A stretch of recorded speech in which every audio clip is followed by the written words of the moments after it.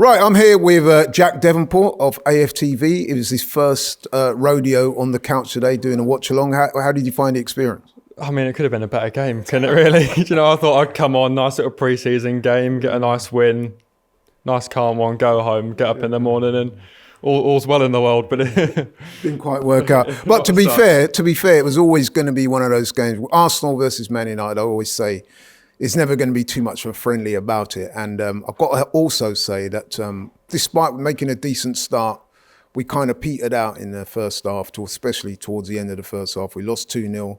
I've got to ask you about the goals. A school of thought that says that Ramsdale could have certainly done better with the first one and the second one as well. What do you feel about that? The first one, definitely. I mean, I look at it, it's gone along the floor from sort of 30 yards, and he's got a hand to it, and I see what he's trying to do. You try and palm it around the post, and it's just pinged up in his corner. But the second one, I don't think you can blame him for that. Yeah. If your centre-back's missing the ball on the halfway line, how can you go, you should have saved that? Shouldn't even have got to him. That's true. You've just got to point that at Gabriel. Got to ask you about the new signings, Jerry and Timber, Kai Havertz and Declan Rice. Collectively, how do you think they performed today? I think Timber was the best of the bunch. Timber was the one that I think sort of got the run of the pitch, got to go where he wanted to go, show what he could do. Rice, I don't think was helped out by Havertz.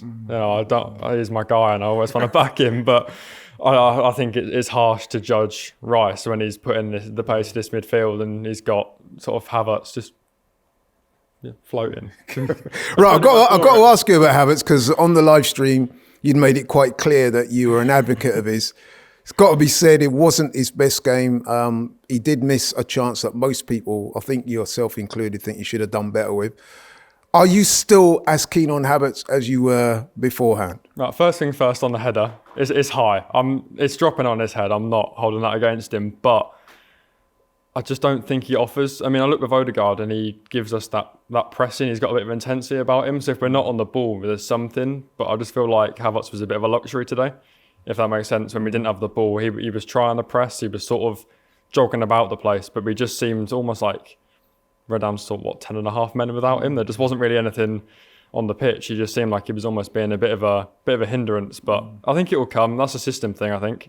He's not used to it. Yeah, I think I do agree with that. And do you think, I was looking at Arteta on the touchline, he looked a little bit despondent at times today. You could see he was disappointed with the performance.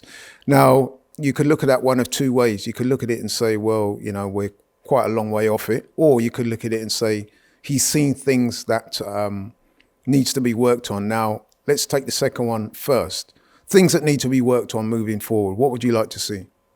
I like to think it's making it click. To be completely honest with you, I don't want to say that anyone was poor because they've not got the quality. I think it's more of it just didn't click, it didn't work. The patterns we always see up front, it was Jesus and Martinelli. Like, we know that works, but it didn't. So I think you won't be too concerned about that. I just think it just didn't click, and then there's new players to fit in. But I think more than anything, he was surprised by Man United. I think we can't sit here and just criticise Arsenal. I think we've got to give credit to Man United because they were better than us, as poor as we were. I was actually really impressed by them.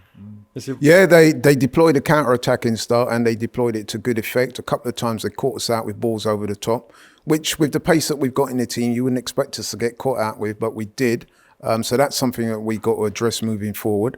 Moving forward into the game on Wednesday against Barcelona, the last of the 3-match American tour. Is there anyone that's not featured or featured much that you'd like to see come in for that game? I want to see Balogun come in. Obviously, I don't know the position. I think it's easy to say that maybe because it looks like he might be on his way out, it's sort of wasted minutes. So you're better off giving it to someone like Eddie, who we know is going to stay. But I think, we're in America.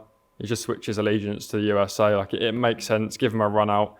If he plays the first 45 minutes and does nothing, then so be it. If he comes on and scores, then you've not lost anything. I think it's worth a gamble and just see how it pans out. I think there's a player in there. I really do. Agreed. Anyone else? I want to see Kai Havertz. I want to see more of him. I know obviously he started today and he got a good sort of 55, 60 minutes, but I want to see him just have that dog in him. It's a phrase we use a bit too much, but I just want to see him become that guy. He just a shell of himself. And I'm hoping that's a confidence thing from Chelsea.